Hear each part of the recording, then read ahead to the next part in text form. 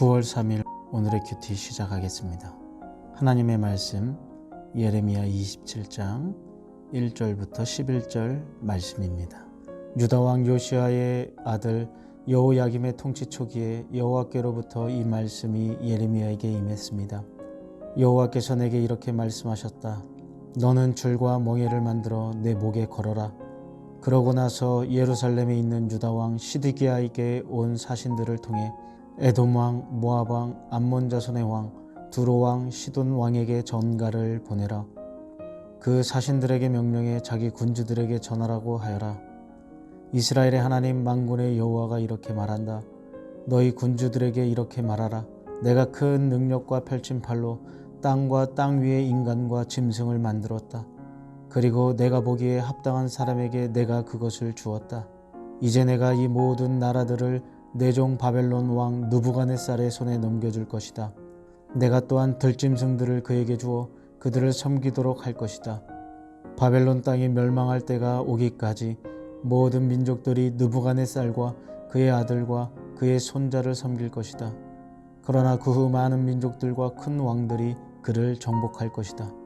그러나 어떤 민족이나 나라가 바벨론 왕 느부갓네살을 섬기지 않거나 자기 목을 바벨론 왕의 멍에 아래 숙이지 않는다면 내가 그의 손으로 그들을 처벌해 칼과 기근과 전염병으로 그 민족을 멸망시킬 것이다.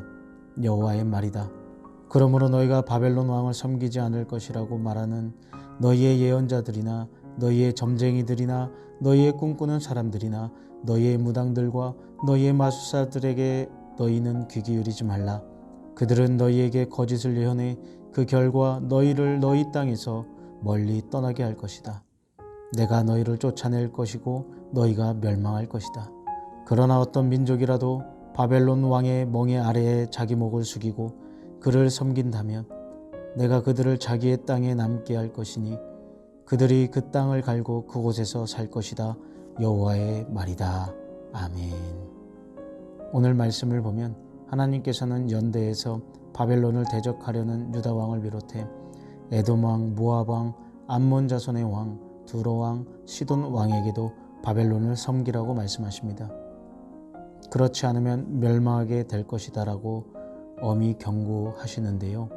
3절에 등장하는 에돔, 모압, 암몬, 두로, 시돈은 유다와 연합해 강대국인 바벨론에 맞서 조국을 지키려고 애를 써봅니다. 그런데 하나님께서는 바벨론에 항복하는 것이 살 길이라고 말씀하십니다. 얼마나 힘 빠지고 이해되지 않는 명령인가요?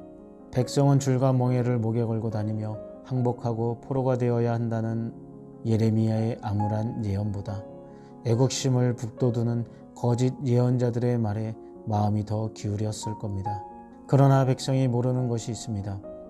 바벨론을 일으키신 것은 타락한 유다를 징계하시기 위한 것이고 그것을 겸허히 받아들이고 순종할 때 회복될 수 있음을 말입니다.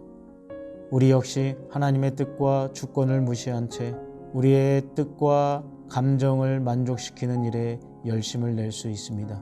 그래서 말씀 앞에서 겸손히 하나님의 뜻을 묻고 돌아보고 점검하는 시간이 필요합니다. 여러분, 하나님의 뜻에 어긋난 노력과 열정은 모두 헛된 것입니다. 요즘 하나님의 뜻은 묻지도 않고 그저 내 뜻대로 열심히 하고 있는 노력이 있지는 않습니까? 그리고 나의 순종 점수를 매긴다면 몇 점을 줄 수 있을까요? 오늘 하나님의 말씀에 순종하기 위해 필요한 것과 버릴 것은 무엇이 있습니까? 이 아침에 생각할 수 있길 바랍니다. 그렇습니다. 하나님의 뜻과 반대되는 열심은 모두 헛됩니다.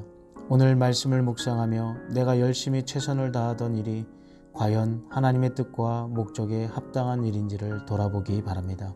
모두가 맞는 길이라고 해도 하나님이 아니라고 하시면 가지 말아야 합니다. 지금껏 매달렸던 나의 뜻과 계획을 내려놓고 겸손히 하나님의 뜻과 주권에 순종하기 위해 무릎 꿇을 수 있는 오늘이 되기를 주님의 이름으로 축복합니다.